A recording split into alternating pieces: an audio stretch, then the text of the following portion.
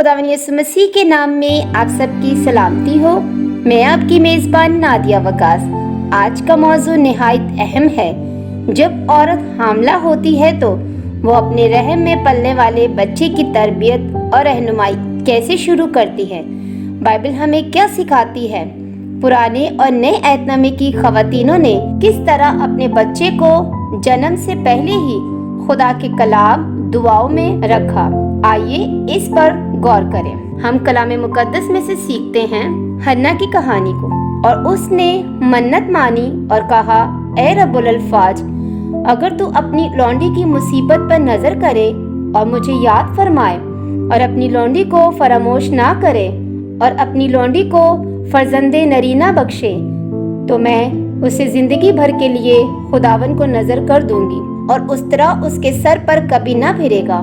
पहला सैमुएल पहला बाब उसकी 11वीं आयत। हन्ना एक औरत थी जो औलाद के लिए बहुत तड़पती थी, लेकिन वो माँ नहीं बन पा रही थी। उसका दिल दुख और उदासी से भरा हुआ था। उसने हैकल में जाकर खुदावन से रो रो कर दुआ की और वादा किया कि अगर खुदा उसको बेटा देगा तो वो उस बेटे को सारी उम्र के लिए खुदा के सपुर्द कर देगी। ये आयत हमें सिखाती है कि माँ की दुआ रहम में बच्चे की तरबियत का आगाज है। हन्ना ने अपने बच्चे को जन्म से पहले ही खुदा के हाथों में सौंप दिया। यही वजह है कि सैमुएल एक अजीम नबी और खुदा का खादिम बना। अगर एक माँ अपने रहम में पलने वाले बच्चे के लिए दुआ करती है और उसको खुदा के हजूर रखती है तो उस बच्चे की जिंदगी ईमान और खिदमत के लिए तैयार होती है। हमल के दौरान दुआ सिर्फ माँ को सुकून नहीं देती बल्कि बच्चे की रूहानी बुनियाद रखती है। आइए हम अलिशबा के किरदार पर गौर करते हैं। लूका पहला बाब उसकी 41वीं आयत। और जो ही अलिशबा ने मरियम का सलाम सुना तो ऐसा हुआ कि बच्चा उसके पेट में उछल पड़ा और अलिशबा रूह कुदुस से भर गई। अलिशबा जिक्रिया की बीवी थी और उसके पेट में यूहन्ना बपतिस्मा देने वाला मौजूद था। जब मरियम जो यीशु मसीह को अपने रहम में लिए हुए थी उसके घर आई और सलाम किया तो यूहन्ना रहम में खुशी से उछलने लगा। इसके साथ ही अलिशबा भी रूह कुदुस से भर गई। ये एक हैरत अंगेज वाकया है जो बताता है कि रहम में बच्चा भी खुदा की हजूरी को महसूस कर सकता है। यूहन्ना ने अभी दुनिया में जन्म नहीं लिया था, लेकिन उसने यीशु मसीह की आमद पर खुशी जाहिर की। मेरा सेकंड पॉइंट ये है कि माँ का ईमान और दुआ। प्यारी बहनों, बाइबल हमें ये सिखाती है कि दुआ और कलाम की ताकत सिर्फ माँ तक महदूद नहीं रहती बल्कि रहम में मौजूद बच्चे तक भी पहुँचती है। जब माँ दुआ करती है, जब वो कलाम पढ़ती है तो उसके असरात उसकी रूह पर भी पड़ते हैं और बच्चे की जिंदगी पर भी। जैसे कि हम बाइबल मुकद्दस में से एक और आयत देखेंगे। इमसाल 22वां बाब उसकी 6 आयत में लिखा है, लड़के की उस राह में तरबियत कर जिस पर उसे जाना है, वो बूढ़ा होकर भी उससे नहीं मुड़ेगा। ये आयत हमें याद दिलाती है कि तरबियत एक दिन में शुरू नहीं होती, ये पैदाइश के बाद भी जारी रहती है, लेकिन इसकी शरायत रहम के अंदर से ही हो जाती है। माँ की दुआएं, उसका ईमान, उसका भरोसा, ये सब कुछ उसके बच्चे के लिए पहला सबक है। अगर एक माँ रोजाना दुआ करती है, बाइबल पढ़ती है और खुदावन पर भरोसा रखती है तो बच्चा रहम से ही एक ऐसी फिजा में परवान चढ़ता है जहाँ ईमान, सलामती, खुदा की हजूरी, यही वो बुनियाद है जो बच्चे को उसके सारे बचपन और जवानी में कायम रखती है। मेरा तीसरा पॉइंट ये है कि यहूदी और इब्तदाई मसीही रवायात।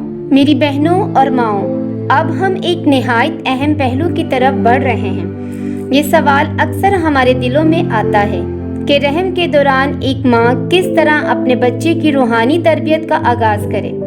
इसका जवाब हमें न सिर्फ बाइबल में बल्कि यहूदी और इब्तदाई मसीही रवायात। यहूदी खानदान इस बात पर बहुत जोर देते थे कि ईमान की जड़ें घर से ही शुरू हों। उनकी माएँ रहम में बच्चे के लिए दुआ करती थी, ज़बूर गाती और बाइबल पढ़ती थी ताकि बच्चा दुनिया में आने से पहले ही खुदा के कलाम में पढ़ता जाए।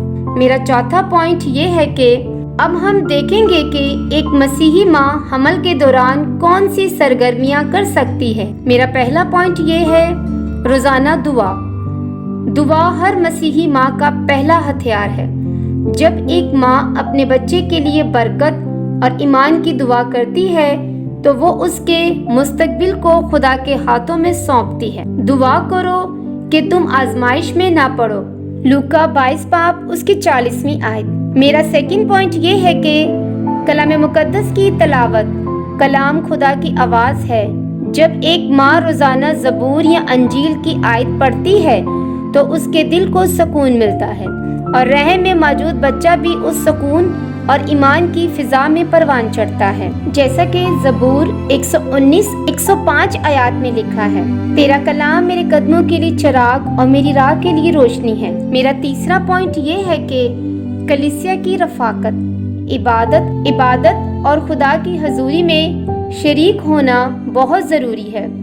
جب ماں خدا کی حضوری میں جاتی ہے تو بچہ رحم سے ہی یہ سیکھتا ہے کہ ایمان کی زندگی کلیسیا کی رفاقت سے جڑی۔ متی کی انجیل 18واں باب 20 آیت، کیونکہ جہاں 2 یا 3 میرے نام پر اکٹھے ہیں وہاں میں ان کے بیچ میں ہوں۔ میرا چوتھا پوائنٹ یہ ہے کہ صحت کا خیال۔ ماں کا جسم صرف اس کا اپنا نہیں بلکہ ہمارا جسم روح القدس کا مقدس ہے، اس لیے مناسب خوراک، آرام اور جسمانی اختیار لینا صرف طبی ذمہ داری نہیں بلکہ روحانی ذمہ داری بھی ہے۔ پہلا کرنتیوں اس کا 6 باب اس کی 19ویں آیت۔ کیا تم نہیں جانتے کہ تمہارا بدن روح القدس کا مقدس ہے جو تم میں بسا ہوا ہے اور تم کو خدا کی طرف سے ملا ہے اور تم اپنے نہیں؟ یہ سب سرگرمیاں نہ صرف ماں کے ایمان کو مضبوط کرتی ہیں بلکہ رحم میں پلنے والے بچے کے لیے بھی روحانی بنیاد ڈالتی ہیں۔ ہم نے دیکھا کہ بائبل مقدس کے مطابق مائیں کس طرح اپنے رحم میں بچوں کے لیے دعا اور ایمان کی بنیاد رکھتی تھیں۔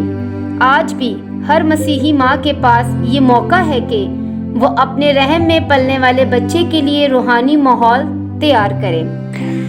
میں امید کرتی ہوں کہ آج کے مضمون سے آپ نے بہت کچھ سیکھا ہوگا، اور آخر میں ہمیں ضرور بتائیں اگر آپ کے پاس کوئی اچھی رائے یا کوئی اچھا خیال ہو تو آپ ہمارے ڈائریکٹر ڈاکٹر جارڈن پیٹرک اور مسز انیلا جارڈن سے اس نمبر پر رابطہ کریں، +1 262 674 4372۔ اب اجازت دیجیے نادیہ وکاس کو، پھر ملیں گے ایک نئے موضوع کے ساتھ۔ خدا آپ سبوں کو برکت دے، آمین۔